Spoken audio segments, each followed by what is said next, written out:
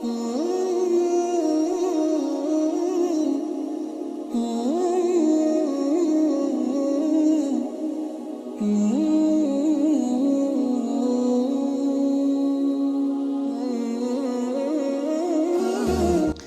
صدقہ فطر جس کو ہمارے ہاں سرسایہ بھی کہا جاتا ہے، یہ غریب پر لازم نہیں ہے، جو صاحب استطاعت ہے اس کے اوپر لازم ہے۔ پھر احادیث کے اندر اس کے لیے جو مختلف اناج کا ایک وزن آیا ہے، تو اس میں جو بھی ہے، کھجور بھی ہے، کشمش بھی ہے، پنیر بھی ہے اور گندم بھی ہے۔ تو اگر کوئی اناج دینا چاہے تو گندم بھی دے سکتا ہے اور کھجور بھی دے سکتا ہے، پنیر بھی دے سکتا ہے، گندم بھی دے سکتا ہے۔ پھر وزن اس کا کتنا ہوگا؟ تو کھجور اور یہ پنیر اور جو اس کا وزن جو بنتا ہے تقریباً 3.5 کلو ایک شخص کا، اور گندم اس کا نصف ہے، 1.25 کلو ایک شخص۔ تو آج کل عموماً شہر کے اندر یہ چیزیں نہیں ہوتی تو لوگ اس کی قیمت دیتے ہیں، پیسے دیتے ہیں۔ تو چونکہ اصل وہ اناج ہے، اب قیمتیں پھر مختلف ہوتی ہیں۔ اب ہر شخص اپنے علاقے میں وہاں کے رائج جو بازار ہوتا ہے اس کے مطابق وہ پوچھتا ہے دکانداروں سے۔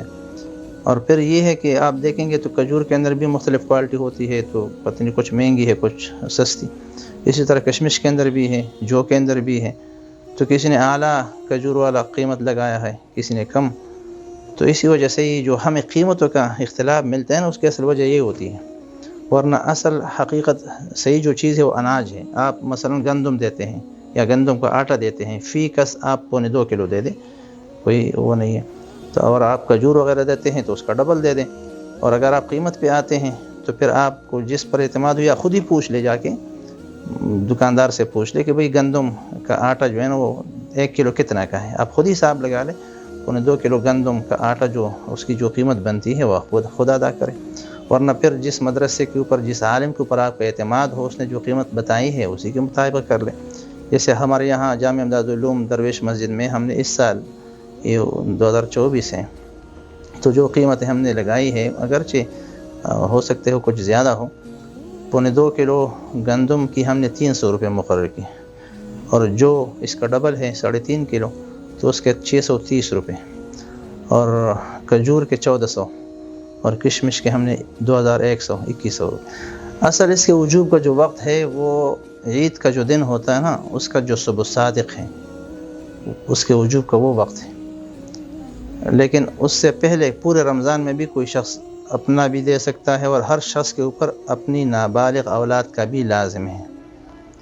بالغ اولاد کا کسی شخص کے اوپر نہیں ہے، ہر شخص پر خود ذمہ دار ہے۔ نہ تو بیوی کا صدقہ فطر شوہر پر لازم ہے، اور نہ بالغ بیٹے یا بیٹی کا صدقہ فطر باپ کے اوپر لازم ہے۔